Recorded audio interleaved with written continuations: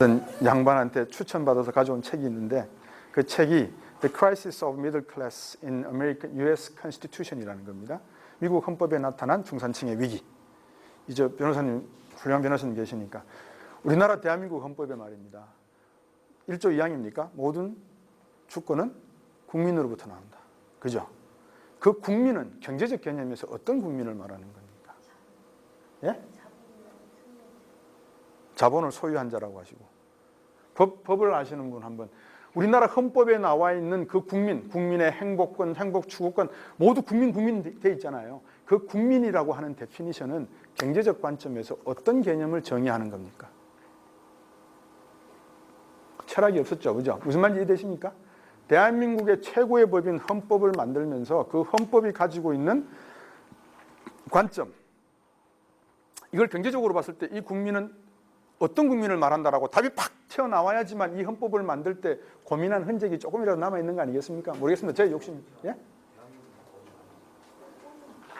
제가 경제라는 말씀 드렸잖아요. 경제. 그거는 법리적 해석이시고요.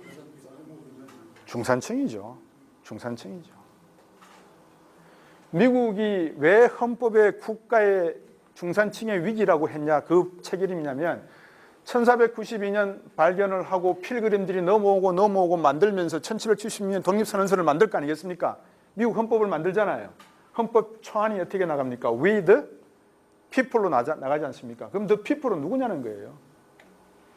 이게 귀족 계급이냐, 자본가 계급이냐, 노동자 계층이냐, 아니면 중산층이냐. 헌법의 건국의 아버지는 분명히 밝혔다는 겁니다. 뭐라고? 중산층이라고. 그러면 그 중산층의 개념은 어디서 나왔느냐? 또 나옵니다.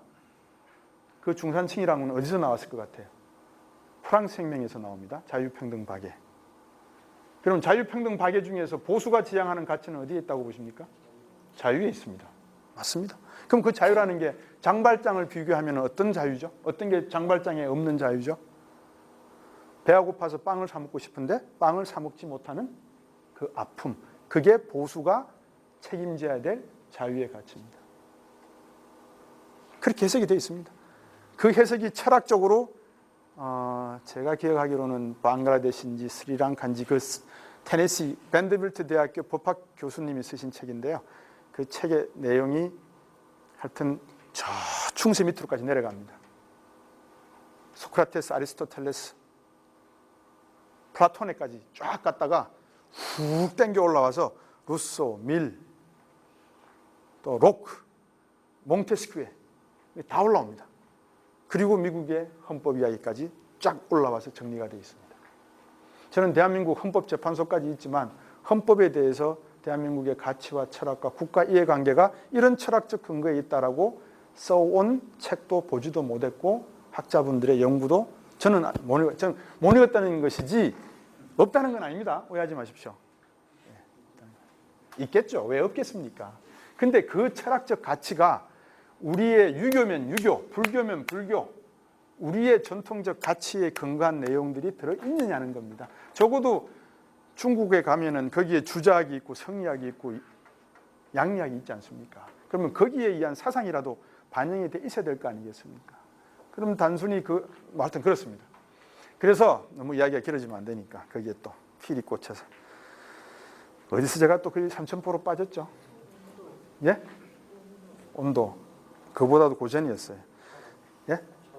철학. 모르겠습니다. 뭐 알아서 들으십시오. 제가 드리고 싶은 말씀은 그런 겁니다.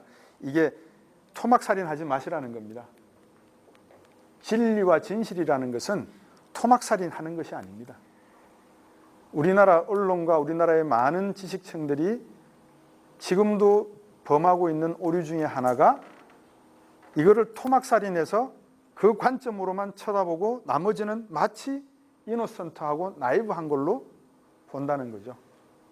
그래서 김대중 대통령, 그 다음에 노무현 대통령, 이명박 대통령, 박근혜 대통령, 지금의 대통령까지의 그 역사를 쭉 놓고 보셨을 때 대한민국이 변한 게 무엇인가를 한번 고민해 보십시오. 근데 그 변한 게 무엇이 있지? 라고 할 때 조건이 아까 제가 있다고 말씀드렸습니다. 어떤 조건이죠? 전제 조건이?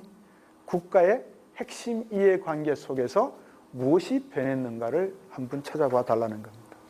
그게 지식인들이 하셔야 될 역할이 하나라고 저는 보거든요. 보수를 떠나서 진보를 떠나서 이 우리나라의 보수는 제가 볼 때는 뭐 보수분들이 아닌 것 같아요. 진보도 보수 같고 어떨 때는. 근데 이제 문제는 이 통일이라는 개념이 탁